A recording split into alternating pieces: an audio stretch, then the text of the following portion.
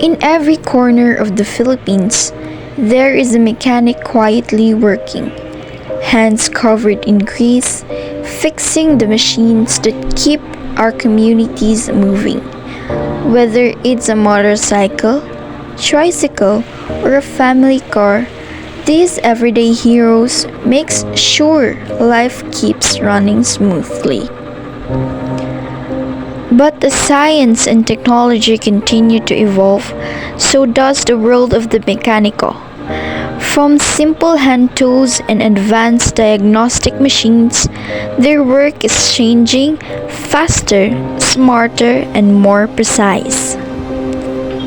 This documentary explores how science and technology are transforming the lives of Filipino mechanics. It's a look into their struggles, their growth, and the impact of innovation on the people who fix what keeps the country in motion.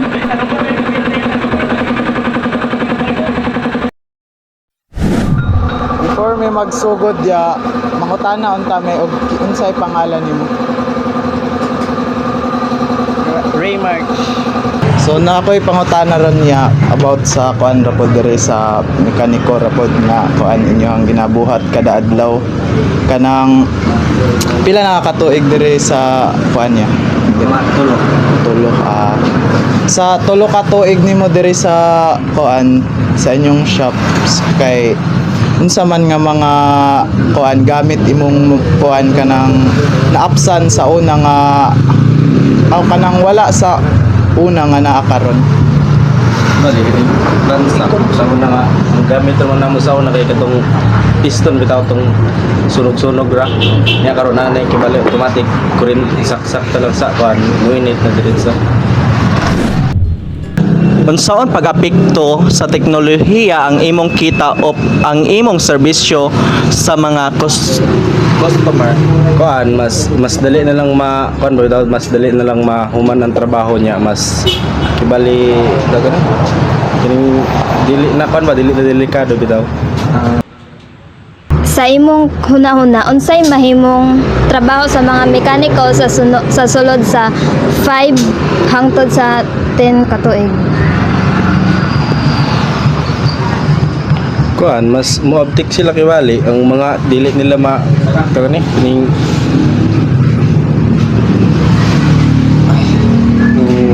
ilahang pagkakuan ba kibali ilahang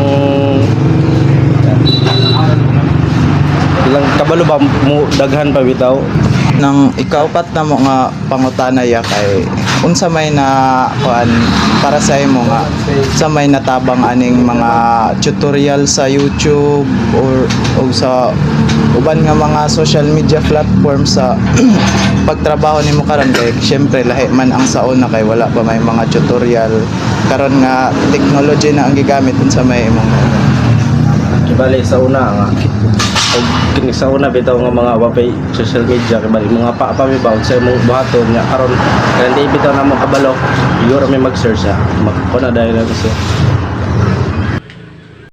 unsa may mga problema nga imong naagihan sa pagsunod sa mga bag-ong teknolohiya o modernong mga sasakyan?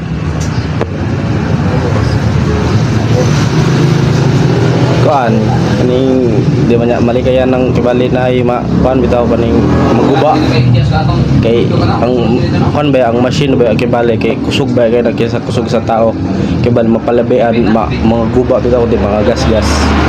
As na mo nga pangutana ya kay paunsa nakatabang ang kaning mga technology sa kuan bali pag trabaho ninyo sa diri sa inyong shop unsa may natabang sa mga bag-o nga teknolohiya diri sa inyo? Mas dali na lang mga trabaho di na pare sa una nga kuan dugay. Kanang mga tanang bunod ta kaya ba unsa may purpose ani niya sa pag kuan ninyo sa pag-ayon niyo sa mga motor like unsa may purpose ani? Bali kani panghangin na siya. Pwede